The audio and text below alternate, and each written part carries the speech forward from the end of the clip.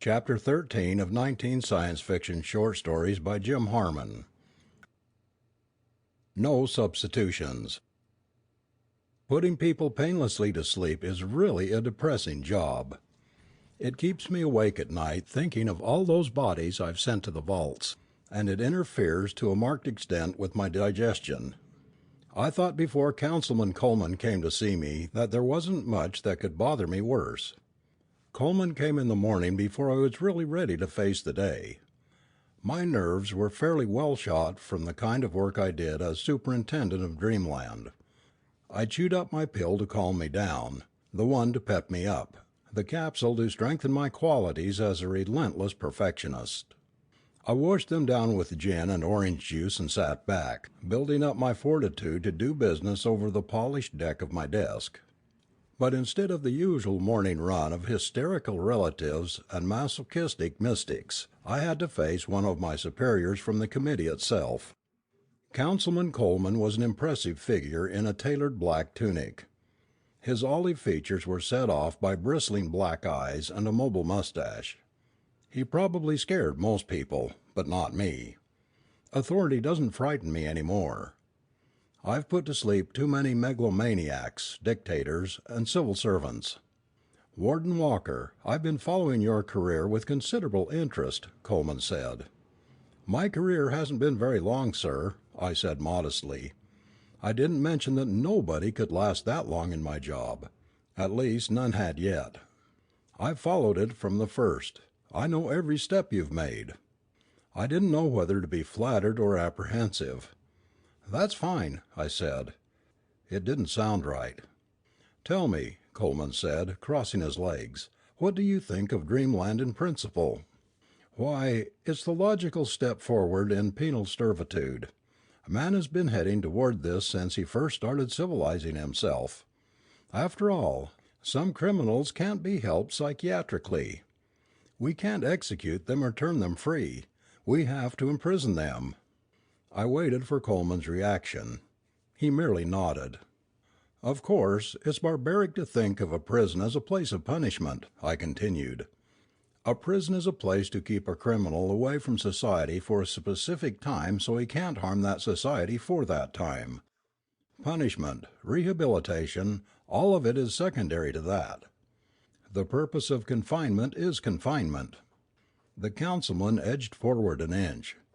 "And you really think Dreamland is the most humane confinement possible?" "Well," I hedged, "it's the most humane we've found yet.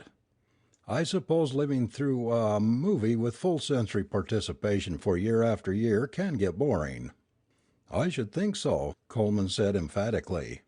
"Warden, don't you sometimes feel the old system where the prisoners had the diversions of riots, solitary confinement, television, and jail breaks may have made time easier to serve? Did these men ever think they are actually living in these vicarious adventures?" That was a question that made all of us in the Dreamland service uneasy. "No, Councilman, they don't. They know they aren't really Alexander of Macedonia, Tarzan, Casanova, or Buffalo Bill. They are conscious of all the time that is being spent out of their real lives. They know they have relatives and friends outside the dream. They know, unless—" Coleman lifted a dark eyebrow above a black iris. "Unless?" I cleared my throat. "Unless they go mad and really believe the dream they are living. But as you know, sir, the rate of madness among Dreamland inmates is only slightly above the norm for the population as a whole. How do prisoners like that adjust to reality?" Was he deliberately trying to ask tough questions? "They don't.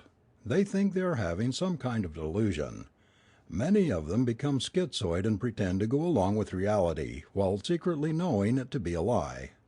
Coleman removed a pocket secretary and broke it open.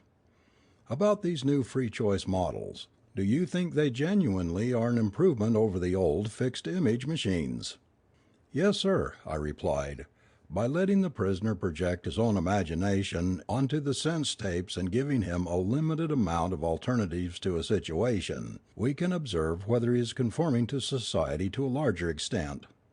"I'm glad you said that, Walker," Councilman Coleman told me warmly. "As I said, I've been following your career closely, and if you get through the next 24-hour period as you have through the foregoing part of your dream, you will be awakened at this time tomorrow. Congratulations." I sat there and took it. He was telling me, the superintendent of Dreamland, that my own life here was only a dream, such as I fed to my own prisoners. It was unbelievably absurd, a queasy little joke of some kind, but I didn't deny it. If it were true, if I had forgotten that everything that happened was only a dream, and if I admitted it, the councilman would know I was mad. It couldn't be true. Yet, hadn't I thought about it ever since I had been appointed warden and transferred from my personal job at the plant? Whenever I had come upon two people talking, it seemed as if I had come upon those same two people talking the same talk before. Hadn't I wondered for an instant if it couldn't be a dream, not reality at all? Once I experienced a dream for 5 or 10 minutes. I was driving a ground car down a spidery road made into a dismal tunnel by weeping trees, a dank, lavender maze. I had known at the time it was a dream, but still, as the moments passed, I became more intent on the difficult road before me, my blocky hands on the steering wheel, thick fingers typing out the pattern of motion on the drive buttons. I could remember that. Maybe I couldn't remember being shoved into the prison vault for so many years for such and such a crime. I didn't really believe this, not then, but I couldn't afford to make a mistake, even if it were only some sort of intemperate test, as I was confident it was, with a sweet, throbbing fury against the man who would employ such a jagged broadsword for prying in his bureaucratic majesty. "I've always thought," I said, "that it would be a good idea to show a prisoner what the modern penal system was all about by giving him a dream in which he dreamed about dreamland itself." "Yes, indeed," Coleman concurred, "just that and no more." I leaned intimately across my beautiful oak desk. "I've thought that projecting officials into the dream and letting them talk with the prisoners might be a more effective form of investigation than mere observation." "I should say so," Coleman remarked, and got up. I had to get more out of him, some proof, some clue beyond the preposterous announcement he had made. "I'll see you tomorrow at this time, then, Walker." The councilman nodded curtly and turned to leave my office. I held on to the sides of my desk to keep from diving over and teaching him to change his concept of humor. The day was starting. If I got through it, giving a good show, I would be released from my dream, he had said smugly. But if this was a dream, did I want probation to reality? Corbett was a twitchy little man whose business tunic was the same rodent color as his hair. He had a pronounced tic in his left cheek. "I have to get back," he told me with compelling earnestness. "Mr. Corbett, Eddie," I said, glancing at his file projected on my desk pad, "I can't put you back into a dream. You served your full time for your crime, the maximum. But I haven't adjusted to society. Eddie, I can shorten sentences, but I can't expand them beyond the limits set by the courts." A tear of frustration spilled out of his left eye with the next twitch. "But Warden, sir, my psychiatrist said that I was unable to cope with reality." "Come on now, Warden. You don't want a guy who can't cope with reality running around loose." He paused, puzzled. "Hell, I don't know why I can't express myself like I used to." He could express himself much better in his dream. He had been Abraham Lincoln in his dream, I saw. He had lived the life right up to the night when he was taking in an American cousin at the Ford Theatre. Corbett couldn't accept history that he had no more life to live. He only knew that if in his delirium he could gain dreamland once more, he could get back to the hard realities of dealing with the problems of reconstruction. "Please," he begged. I looked up from the file. "I'm sorry, Eddie." His eyes narrowed, both of them, on the next twitch. "Warden, I can always go out and commit another antisocial act." "I'm afraid not, Eddie. The file shows you are capable of only one crime. And you don't have a wife any more, and she doesn't have a lover." Corbett laughed. "Your files aren't infallible, Warden." With one gesture he ripped open his tunic and tore into his own flesh. No, not his own flesh. Pseudo-flesh. He took out the gun that was underneath. "The beamer is made of X-ray transparent plastic, Warden, but it works as well as one made of steel and lead." "Now that you've got it in here," I said in time with the pulse in my throat, "what are you going to do with it?" "I'm going to make you go down to the vaults and put me back to sleep, Warden." I nodded.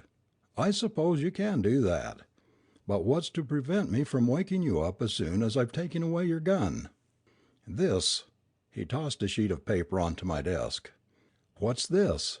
I asked unnecessarily. I could read it.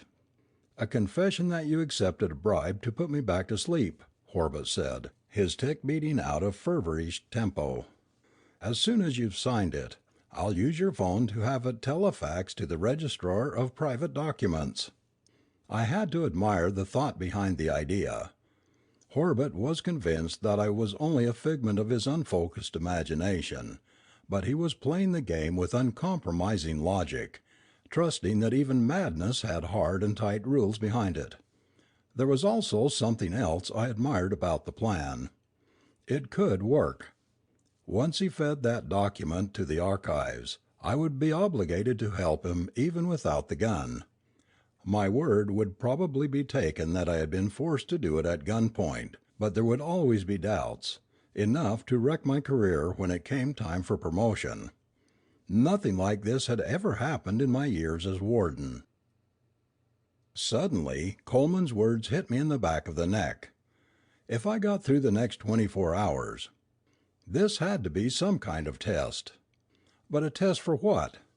Had I been deliberately told that I was living only a dream to see if my ethics would hold up, even when I thought I wasn't dealing with reality?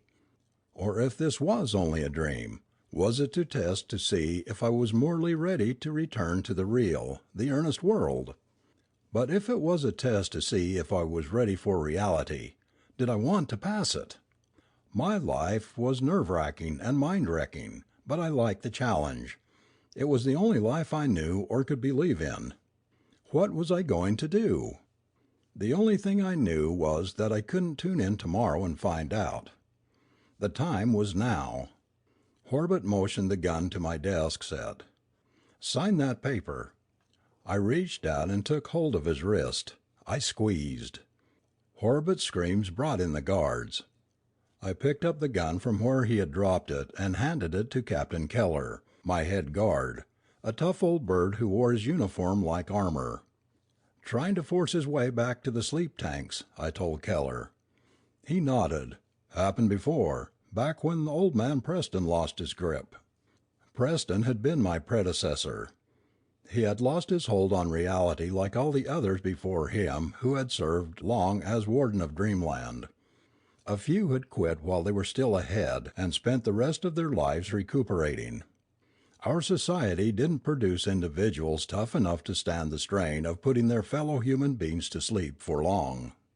One of Keller's men had stabbed Corbett's arm with a hypo spray to blanket the pain from his broken wrist, and the man was quieter. "I couldn't have done it, Warden," Corbett mumbled drowsily. "I couldn't kill anybody, unless it was like that other time." "Of course, Eddie," I said. I had banked on that, hadn't I, when I made my move? Or did I? Wasn't it perhaps a matter of knowing that all of it wasn't real, and that the safety cut-offs in even a free choice model of a dream machine couldn't let me come to any real harm? I had been suspiciously brave, disarming a dedicated maniac. With only an hour to spare for Jim a day, I could barely press 350 pounds. I was hardly in shape for personal combat. On the other hand, maybe I actually wanted something to go wrong so my sleep sentence would be extended. Or was it that, in some sane part of my mind, I wanted release from unreality badly enough to take any risk to prove that I was morally capable of returning to the real world? It was a carousel, and I couldn't catch the brass ring no matter how many turns I went spinning through. I hardly heard Horbit when he half shouted at me as my men led him from the room. Glancing up sharply, I saw him straining purposefully against the bonds of muscle and narcotic that held him. "You have to send me back now, Warden," he was shrilling. "You have to. I tried to coerce you with a gun. That's a crime, Warden. You know that's a crime. I have to be put to sleep." Keller flicked his mustache with a thick thumbnail. "How about that? You won't let a guy go back into the sleepy by pads, so he pulls a gun on you to make you, and that makes him eligible. He couldn't lose, Warden. No, sir. He had it made." My answer to Keller was forming, building up in my jaw muscles, but I took a pill and it went away. "Hold him in the detention quarters," I said finally. "I'm going to make a study of this." Keller winked knowingly and sauntered out of the office, his left hand swinging the blackjack the committee had taken away from him a decade before. The problem of what to do with Keller wasn't particularly atypical of the ones I had to solve daily, and I wasn't going to let that worry me much. I pressed my button to let Miss Ingle know I was ready for the next interview. They came. There were the hysterical relatives, the wives and mothers and brothers who demanded that their kin be awakened because they were special cases, not really guilty, or needed at home, or possessed of such awesome talents and qualities as to be exempt from the laws of lesser men. Once in a while I granted a parole to a prisoner to see a dying mother, or if some important project was falling apart without his help, but most of the time I just sat with my eyes propped open, letting a sea of vindictive screeching and beseeching wailings wash around me. The relatives and legal talent were spaced with hungry-eyed mystics who were convinced they could contemplate God and their navels both consciously as an incarnation of Gautama. To risk sounding religiously intolerant, I usually kicked these out pretty swiftly. The one-time inmate who wanted back in after a reprieve was fairly rare. Few of them ever got that crazy. But it was my luck to get another the same day, the day for me, as Horbit. Paulson was a tall, lean man with sad eyes. The clock above his sharp shoulder bone said 5 till noon. I didn't expect him to take much out of my lunch hour. "Warden," Paulson said, "I've decided to give myself up. I murdered a blind beggar the other night." "For his pencils?" I asked. Paulson shifted uneasily. "No, sir, for his money. I needed some extra cash, and I was stronger than he was, so why shouldn't I take it?" I examined the projection of his file. He was an embezzler, not a violent man. He had served his time and been released. Conceivably he might embezzle again, but the committee saw to it that temptation was never again placed in his path. He would not commit a crime of violence. "Look, Paulson," I said a trifle testily, "if you have so little conscience as to kill a blind old man for a few dollars, where do you suddenly get enough guilt feelings to cause you to give yourself up?" Paulson tried his insufficient best to smile evilly. "It wasn't conscience, Warden. I never lie awake a minute whenever I kill anybody. It's just, well, dreaming isn't so bad. Last time I was Alan Pinkerton, the detective. It was exciting. A lot more exciting than the kind of life I lead." I nodded solemnly. "Yes, no doubt strangling old men in the streets can be pretty dull for a red-blooded man of action." "Yes," Paulson said earnestly, "it does get to be humdrum routine. I've been experimenting with all sorts of murders, but I just don't seem to get much of a kick out of them now. I'd like to try it from the other end as Pinkerton again. Of course, if you can arrange it, I guess I'll have to go out and see what I can do with, say, an axe." His eye glittered almost convincingly. "Paulson, you know I could have you watched night and day if I thought you were really a murderer. But I can't send you back to the sleep vaults without proof and conviction for a crime." "That doesn't sound very reasonable," Paulson objected, "turning loose a homicidal maniac who is offering to go back to the vaults of his own free will, just because you lack a little trifling proof of his guilt." "Sure," I told him, "but I don't want to share the same noose with you. My job is to keep the innocent out and the convicted in. And I do my job, Paulson. But you have to. If you don't, I'll have to go out and establish my guilt with another crime. Do you want a crime on your hands, Warden?" I studied his record. There was a chance, just a chance. "Do you want to wait voluntarily in the detention quarters?" I asked him. He agreed readily enough. I watched him out of the office and rang for lunch. The news on the wall video was dull as usual. A man got tired of hearing peace, safety, prosperity, and brotherly love all the time. I dug into my strained spinach, raw hamburger, and chewed up my white pill, my red pill, my ebony pill, and my second white pill. The gin and tomato juice took the taste away. I was ready for the afternoon session. Matrons were finishing the messy job of dragging a hysterical woman out of the office when Keller came back. He had a stubborn look on his flattened, red face. "New prisoner asking to see you personal," Keller reported. "Told him no, okay?" "No," I said. "He can see me. That's the law, and you know it." "He isn't violent, is he?" I asked in some concern. The room was still in disarray. "Nah, he ain't violent, Warden. He just thinks he's somebody important." "Sounds like a case for therapy, not dreamland. Who does he think he is?" "One of the committee, Councilman Coleman." "And who is he really, Captain?" "Councilman Coleman." I whistled. "What did they nail him on?"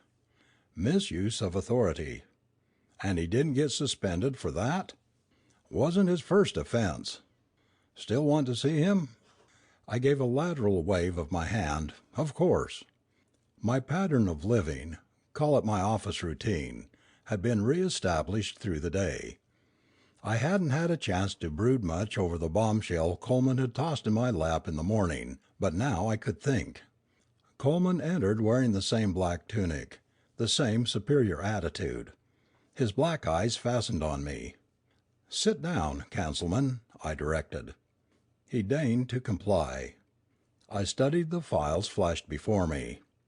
Several times before, Coleman had been guilty of slight misuses of his authority, helping his friends, harming his enemies.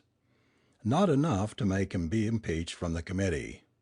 His job was so hypersensitive that if every transgression earned dismissal, no one could hold the position more than a day.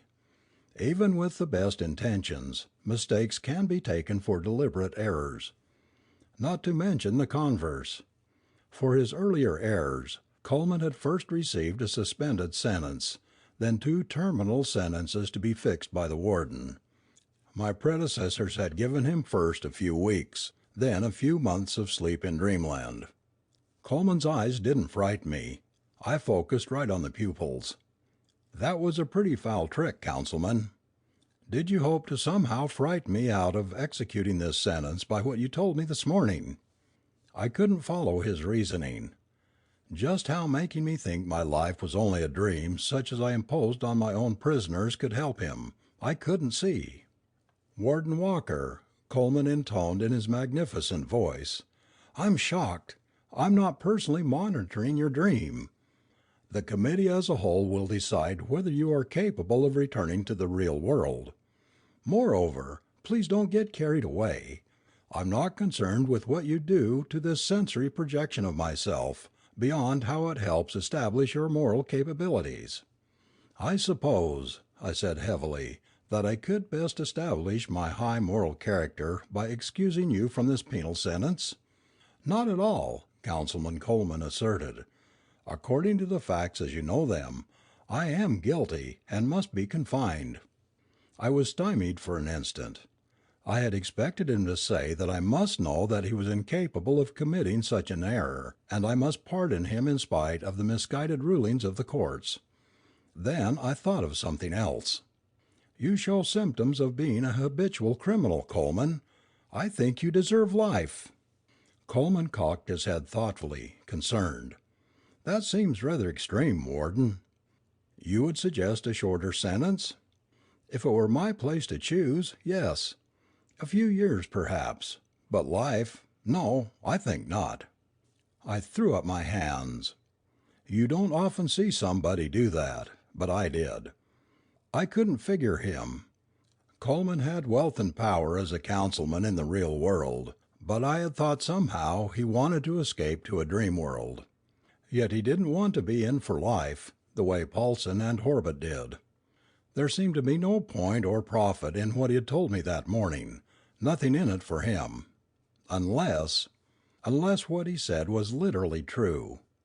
I stood up. My knees wanted to quit halfway up, but I made it.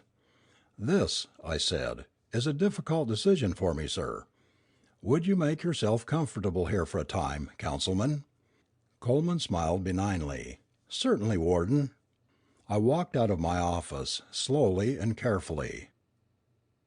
Horbutt was sitting in his detention quarters idly flicking through a book tape on the Civil War when I found him. The tick in his cheek marked time with every new page.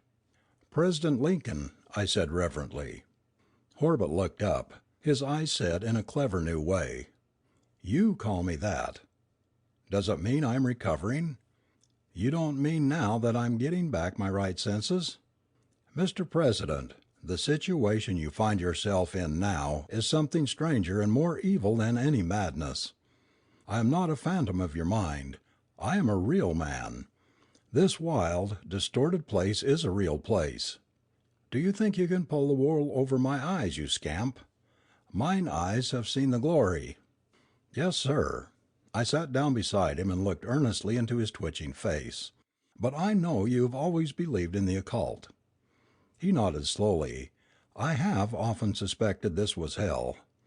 "Not quite, sir. The occult has its own rigid laws. It's perfectly scientific. This world is in another dimension, one that is not length, breadth, or thickness, but a real one nevertheless." "An interesting theory. Go ahead." "This world is more scientifically advanced than the one you are from, and this advanced science has fallen into the hands of a well-meaning despot." Horbutt nodded again. "The Jefferson Davis type." He didn't understand Lincoln's belief very well, but I pretended to go along with him. "Yes, sir. He, our leader, doubts your abilities as president. He is not above meddling in the affairs of an alien world if he believes he is doing good. He has convicted you to this world in that belief." He chuckled. "Many of my countrymen share his convictions." "Maybe," I said, "but many here do not. I don't. I know you must return to guide the reconstruction, but first you must convince our leader of your worth." "How am I to accomplish that?" Horbutt asked worriedly. "You're going to have a companion from now on, an agent of the leader, who will pretend to be something he isn't.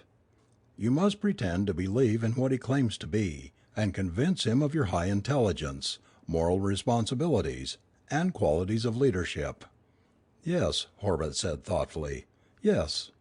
I must try to curb my tendency for telling off-color jokes. My wife is always nagging me about that." Paulson was only a few doors away from Horbutt. I found him with his long, thin leg stretched out in front of him, staring dismally into the gloom of the room. No wonder he found reality so boring and depressing, with so downbeat a mood cycle. I wondered why they hadn't been able to do something about adjusting his metabolism. "Paulson," I said gently, "I want to speak with you." He bolted upright in his chair. "You're going to put me back to sleep?" "I came to talk to you about that," I admitted. I pulled up a seat and adjusted the lighting so only his face and mine seemed to float bodiless in a sea of night, two moons of flesh. "Paulson, or should I call you Pinkerton? This will come as a shock I know only a fine analytical mind like yours could stand. You think your life as the great detective was only a dream induced by some miraculous machine. But, sir, believe me, that life was real." Paulson's eyes rolled slightly back into his head and changed their luster. "Then this is the dream. I've thought—" "No," I snapped, "this world is also real." I went through the same fourth dimension waltz as I had auditioned for Horbutt. At the end of it Paulson was nodding just as eagerly. I could be destroyed for telling you this, but our leader is planning the most gigantic conquest known to any intelligent race in the universe. He is going to conquer Earth in all its possible futures and all of its possible pasts. After that, there are other planets." "He must be stopped!" Paulson shouted. I laid my palm on his arm. "Armies can't stop him, nor can fantastic secret weapons. Only one thing can stop him, the greatest detective who ever lived, Pinkerton." "Yes," Paulson said, "I suppose I could." "He knows that. But he's a fiend. He wants a battle of wits with you, his only possible foe, for the satisfaction of making a fool of you." "Easier said than done, my friend," Paulson said crisply. "True," I agreed, "but he is devious. The devil. He plans to convince you that he also has been removed to this world from his own, even as you have. He will claim to be Abraham Lincoln." "No." "Yes, and he will pretend to find you accidentally and get you to help him find a way back to his own world, glorying in making a fool of you. But you can use every moment to learn his every weakness." "But wait. I know President Lincoln well. I guarded him on his first inauguration trip. How could this leader of yours fool me?" "Does he look like the president?" "Not at all. But remember, the dimensional shift changes physical appearance. You've noticed that in yourself." "Yes, of course," Paulson muttered. "But he couldn't hoax me. My keen powers of deduction would have seen through him in an instant." I saw Corbett and Paulson happily off in each other's company. Paulson was no longer bored by a reality in which he was matching wits with the first master criminal of the paratime universe, and Corbett was no longer hopeless in his quest to gain another reality because he knew he was not merely insane now. It was a pair of fantastic stories that no man in his right mind would believe, but that didn't make them invalid to a brace of ex-sleepers. They wanted to believe them. The stories gave them what they were after, without me having to break the law and put them to sleep for crimes they hadn't committed. They would find out someday that I had lied to them, but maybe by that time they would have realized this world wasn't so bad.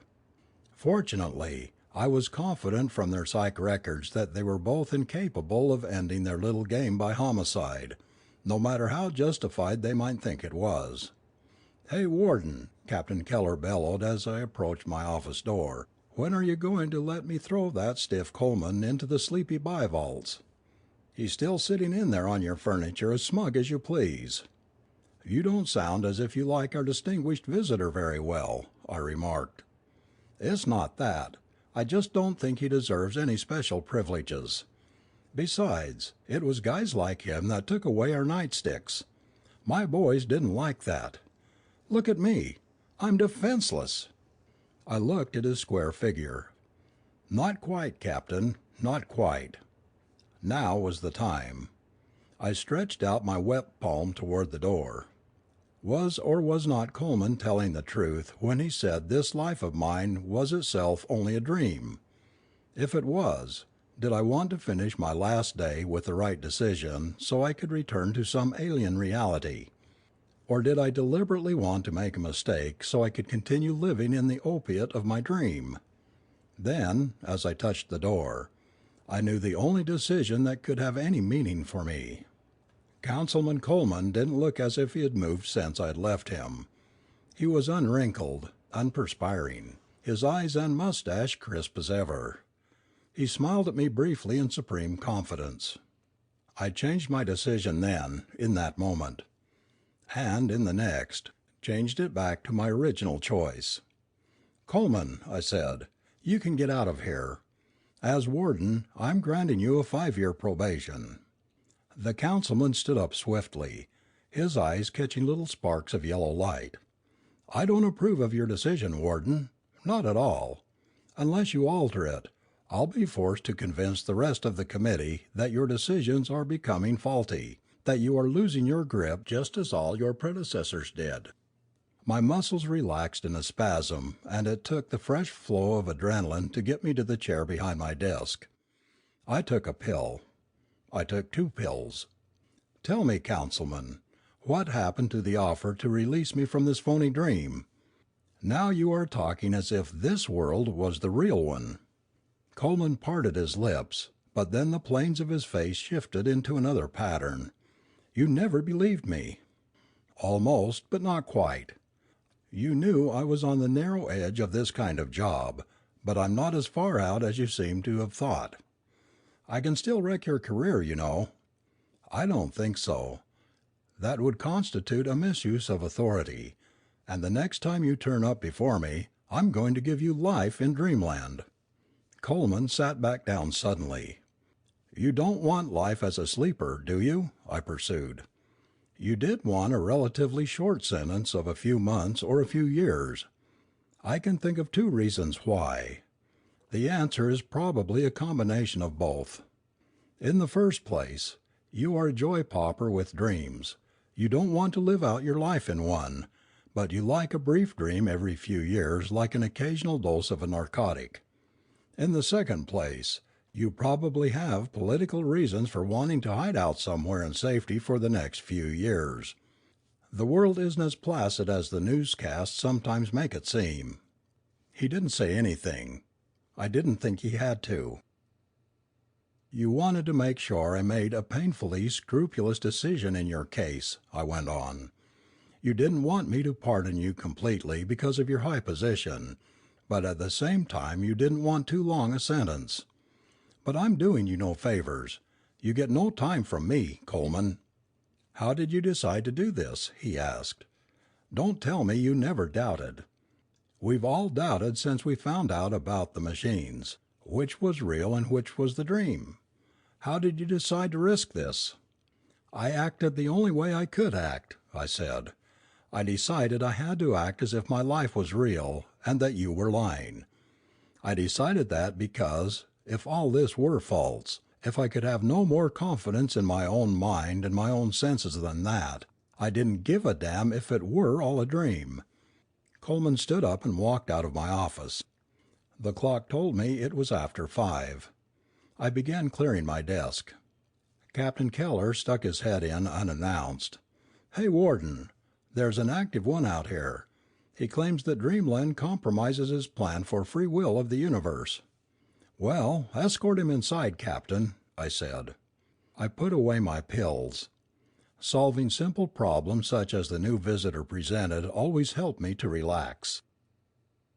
End of chapter 13.